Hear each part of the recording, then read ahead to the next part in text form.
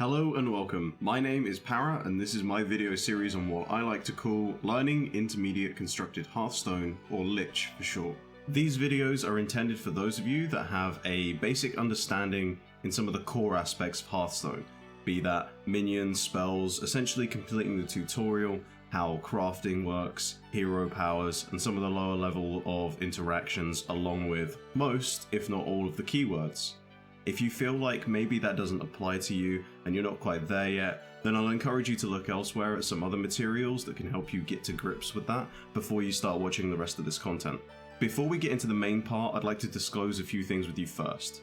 I've never hit the legend rank in any of the current formats that are available, so if you're looking for gameplay that's tailored to that higher level, then this isn't necessarily going to be that beneficial for you. Most of the content that we talk about here is going to be better suited for bronze to platinum players that find themselves hitting a wall each season and can't seem to break through that barrier, but you never know, there might be something that maybe you've missed. Secondly, while the rest of the series is going to contain a lot more Hearthstone gameplay and less of this video's purpose is to set you up for what's to come, so there's going to be a lot more talking and referencing just to set your expectations. I started playing Hearthstone back in late 2015 when a fellow gamer at work introduced me to it. I was having a blast. It felt like its own little world with incredible animations, and I hadn't played a collectible card game since Gen 1 Yu-Gi-Oh! Launched when I was a kid, so naturally I was putting time into it outside of my main games. As with any game, you give yourself a period of time to try and learn and understand it, but about a year into playing Hearthstone, I realised that I was still losing a lot of my matches, especially ones that I felt like I was winning for most part, and then I just got completely swept out, and I couldn't understand where I was going wrong. I was finding it impossible to get past rank 20 back when that system was used, which is the equivalent of about silver 10 now. But after putting some of the things that we're going to talk about into practice, I was routinely hitting rank 15, so roughly gold 10 now, and every season at this point in time I'm hitting plat 10, sometimes I peak in diamond 10 if I have a focus month. The rest of the series will give a much more detailed look at each of the things that we're going to discuss. But for now, let's do a light overview so that you can start doing the right things straight away. In today's video, we're going to cover elementals. Die, insect! I mean fundamentals, my bad. Fundamental number 1, watch others. I know it sounds obvious and you're already doing it by watching this video.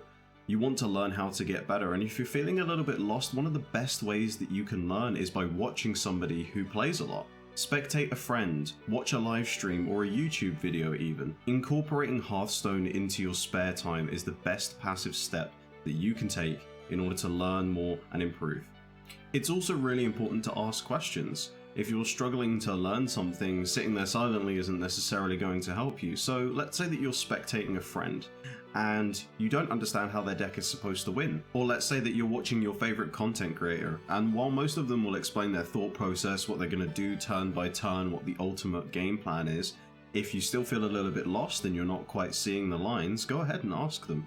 During that period of time where I wasn't sure what to do to get better at Hearthstone, I was watching a lot of Kibler's content. He's an incredibly charismatic and entertaining player, but he also knew what to do ahead of time, 3, 4, even 5 turns ahead of what the opponent was going to do.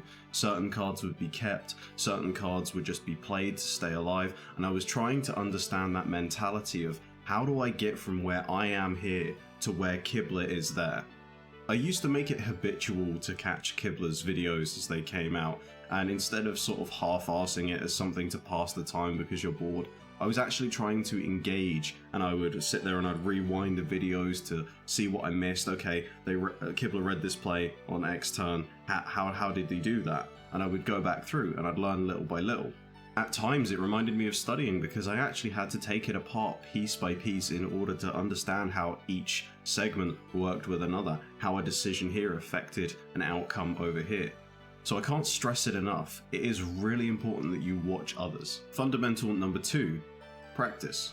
Watching people is a fantastic learning tool, but just because I watched a lot of Top Gear growing up doesn't mean that I know how to operate a supercar on a racetrack at all, let alone well. It's important to practice what you see working well, and to practice, and practice some more. Playing as many games as possible is the only way to accurately track your performance. If you're finding yourself utterly lost in most of your games, you're struggling to make any headway, you're getting slammed constantly, especially only a few turns in, then there's absolutely no shame in playing solo content or against the innkeeper in practice mode. We're in one of the fastest moving metas for Hearthstone, and honestly I don't see it slowing down anytime soon, so take the time that you need in the mode that you need to practice in order to get to grips with these basics. If you're someone who prefers to look at statistics as a way to accurately measure your gameplay or to see if you're improving, one thing that's really important to factor in is that statistics don't necessarily correlate the way that you think they do. Let's go with an example. Playing 10 matches and winning 4 of them doesn't necessarily mean that you're going to continually have a 40% win rate. There are a lot of factors that are going to change that number ultimately as time goes on. For example, are you playing the same deck all the time? Did you change a few cards out? Was your decision making at its best? Were you just in a bad matchup, or did you maybe need to draw some cards that were stuck inside your deck? There's a lot more detail that I can cover in regarding statistics and how different things can factor it, but we'll touch on that in another video. At a base level though, when it comes to stats, the more that you play, the more data that you have available, and so the bigger the sample size gives you a better grasp on what works and what doesn't. This fundamental is one that you're going to need to revisit a lot, probably more than any other. Every time you try a new deck, you need to practice. Every time there's new cards introduced, you need to practice. Every time the meta shifts due to a new discovery or popularity or even the rank that you're in, practice. I really cannot emphasize this point enough. Practice, practice, practice.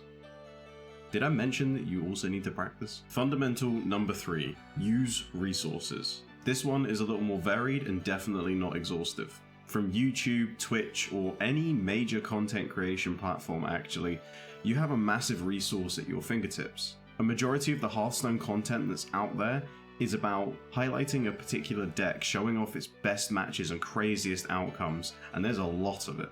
This can be an invaluable tool if you're not well versed in deck building or struggle to pilot a certain deck, because content creators will very typically go over both of these aspects.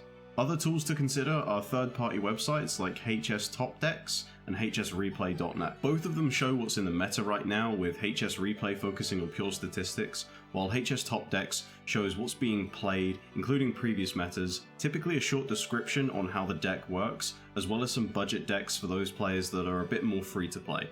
Something that's considered a staple in today's Hearthstone in terms of learning tools are deck trackers, and personally I'd recommend the Hearthstone deck tracker from HS Replay, which a lot of players have been using for a long time, but feel free to see what else is out there to use, such as Firestone or the Innkeeper for example. It's worth noting that using these resources and tools isn't a guarantee that you're going to climb higher on the ladder or perform better in all of your matches, but it can give you assistance for the areas that you struggle in, or even just the ability to understand what's good and what's bad for you instead of trying to remember it. For me personally, the one thing that I find the most useful is knowing what's still in my deck and what has already gone. It's super simple, but it's really helpful in decision making, especially when you've got a time limit on your turn. Now, I've thrown a lot of information at you in a very short space of time, all of which is surface level because we're going to deep dive into those in other videos. So if you're feeling overwhelmed right now, don't worry. Take it bit by bit, rewatch this as many times as you need to, each segment like I used to do, to fully understand it, and just try to implement maybe one thing that we've discussed. This is my first time going into a project this detailed, and there are bound to be some things that I miss or that I don't think about, so if you have a particular struggle with Hearthstone, or you want me to cover an aspect of learning Hearthstone that you don't quite get, or if you just like this concept and you're excited to see what's coming, then please get in touch with me, leave a comment down below, tweet at me, join my Discord, whatever it is, and I'll try and answer you as best as I can. In truth, I don't know how many of these videos I'm going to make. There's going to be a lot of them, and there's a lot of information to discuss on each topic, so they're probably going to be lengthy videos with a lot of examples to sort of help you process what we're discussing. And if that's something that you want to see, then stay tuned by, of course, subscribing. I know that everybody says it, but seriously, it does help. That's it for the end of video 1. I do sometimes live stream on Twitch, so again, if you want to ask any kind of questions, you can come and catch me there. I'll leave all the links for this stuff down in the description. As always, be safe, be excellent to one another, and don't forget to practice.